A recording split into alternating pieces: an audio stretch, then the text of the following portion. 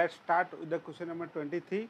Which of the is not the सब field of accounting? सब field of accounting कौन सा नहीं है? मैनेजमेंट अकाउंटिंग नहीं है, कॉस्ट अकाउंटिंग, फाइनल अकाउंट और book keeping. So right answer is book keeping, which is not the branch of account. तो 3 ब्रांच है अकाउंटिंग का, है ना. Accounting, financial accounting, cost accounting and management accounting, तीनों जो है एक दूसरे को जो है कि हेल्प करते हैं डिसीजन मेकिंग. तीनों का यूज है अकाउंटिंग में, है ना.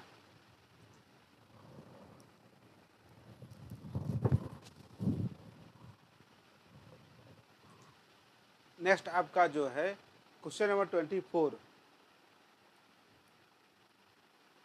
Book keeping is main concern with. Bookkeeping किससे कंसर्न होता है भाई? वो जो concern with the recording of financial data, designing systematic recording, classification, summarizing और interpreting the data internal external user और none of above. So bookkeeping किसको बोला जाता है भाई? रिकॉर्डिंग ऑफ फाइनेंशियल डाटा, उसको बोलता है बुक कीपिंग. जो भी इकोनॉमी एक्टिविटी है उसको रिकॉर्ड करना है तो बुक कीपिंग उसी को बोला जाता है. Next question number 25.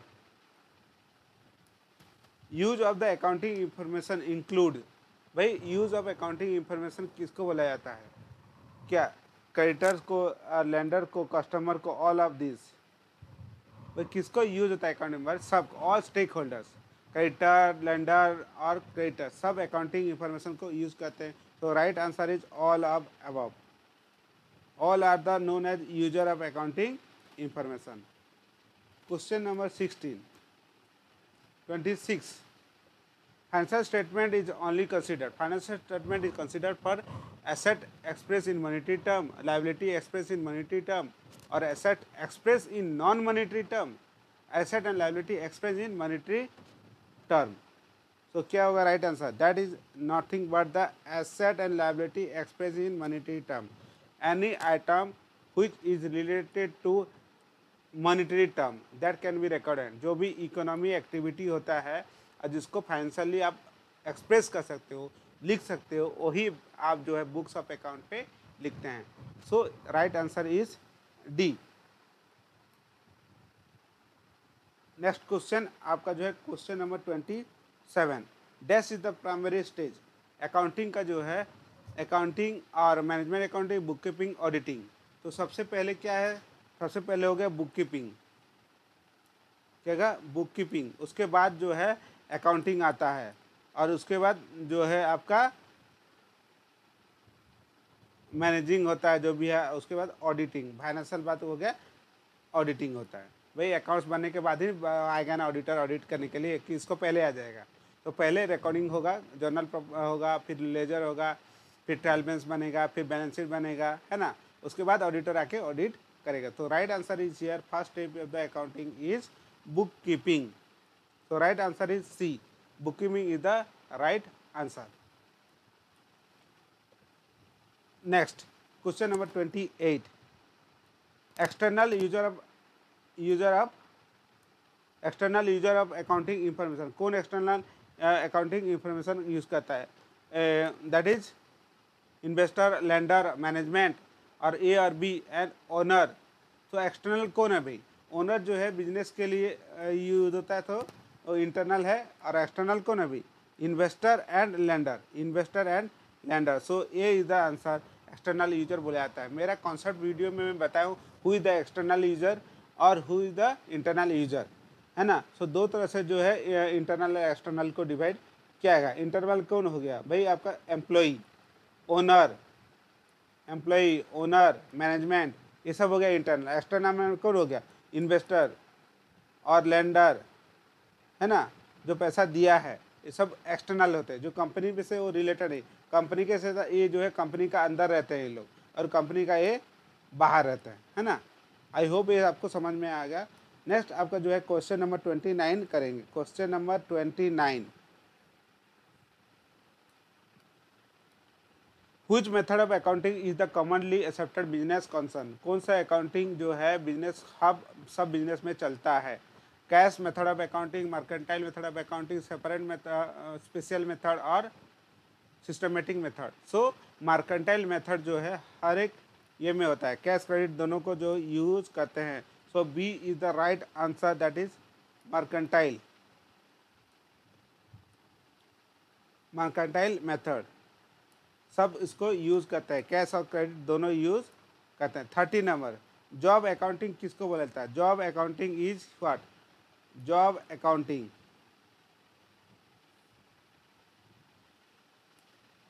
so the job accounting is routine in nature, a clarity in nature, analytical nature, all of above. Where that is analytical in nature, मतलब जॉब अकाउंटिंग मतलब क्या? पर्टिकुलर जॉब, जैसे एक फर्नीचर बना रहे हो, एक अलमारी बना रहे हो, एक पर्टिकुलर पर्सन के लिए एक पर्टिकुलर जॉब कर रहे हो, दैट इज जॉब अकाउंटिंग बोला जाता है। सो एनालिटिकल इन नेचर ये होता है क्योंकि सारे कस्टमर का नीड और डिमांड अलग अलग होता है, सबका सोच अलग होता है, सबका कॉस्ट अलग होता है, सब कुछ अलग होता है। नेक्स्ट 31, अकाउंटिंग साइकिल किसको बोला जाता है? Accounting cycle start and end, starting और एंड क्या होता है भाई? क्या होता है? सो पहले recording of transaction, preparation final account, recording of transaction, posting ledger, recording of posting transaction and prepare financial accounting. So क्या होगा? So first A is the right answer. पहले आपने रिकॉर्ड करेंगे, उसके बाद क्या? ट्रांजैक्शन रिकॉर्ड, फिर आपको प्रिपरेशन ऑफ फाइनल अकाउंट, है ना, फिर जर्नल, फिर हो गया लेजर, फिर ट्रायल बैलेंस, फिर बैलेंस शीट बनता है ना, ये पूरा चक्कर चलते रहता है। So A is the right answer,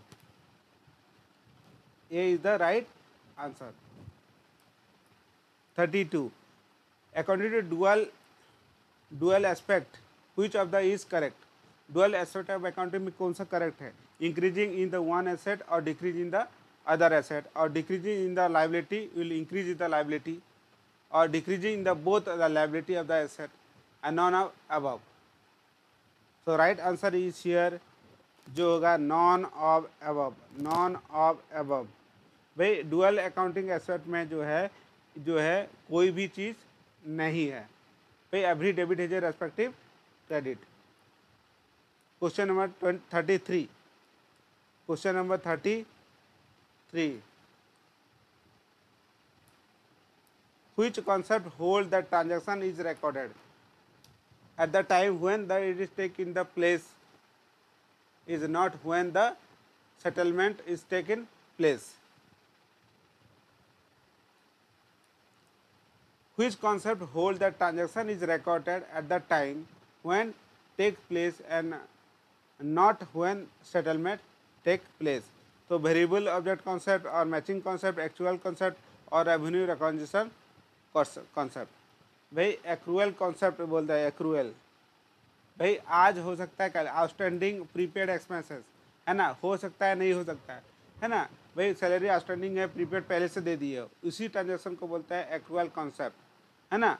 recorded at the time when it is take place, और जो जब होगा तभी लिखा जाएगा, या जब नहीं होगा तभी इसको लिखा जा सकता है। मैं फ्यूचर में आप पेमेंट कर दो, प्रीपेड मैंने पास्ट रेंट आप जो है पहले से कर दिए, प्रीपेड हो गया, या सैलरी आउटस्टैंडिंग बाकी अभी आपने पेमेंट किया। सो जो है 33 is the right answer. I hope ये वीडियो समझ में आएगा। Thank you very much friend, thank you.